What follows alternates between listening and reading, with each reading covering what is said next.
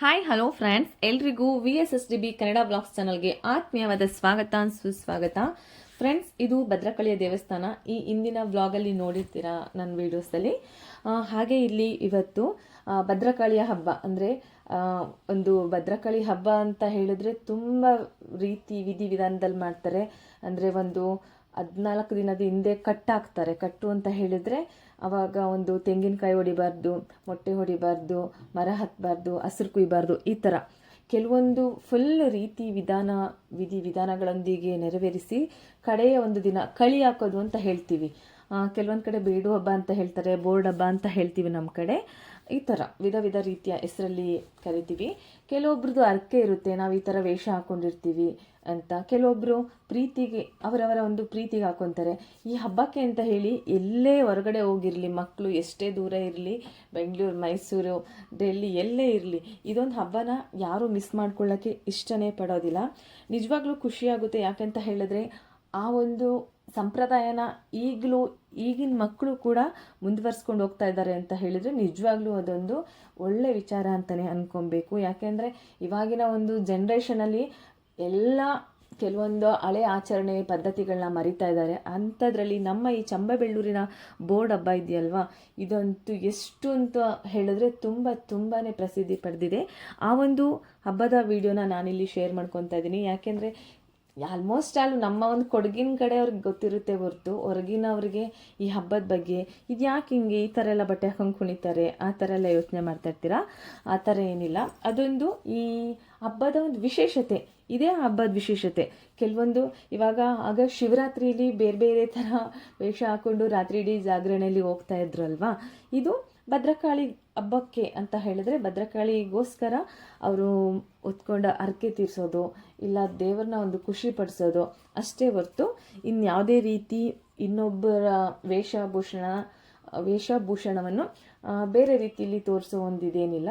ಇದೇ ಈ ಹಬ್ಬದ ಆಚರಣೆ. ನೀವು ಕೂಡ ನೋಡಿ ಎಂಜಾಯ್ ಮಾಡಿ ಈ ವಿಡಿಯೋನ ಅಂತ ಹೇಳುತ್ತಾ ವಿಡಿಯೋ ಪ್ಲೇ ಮಾಡ್ತಾ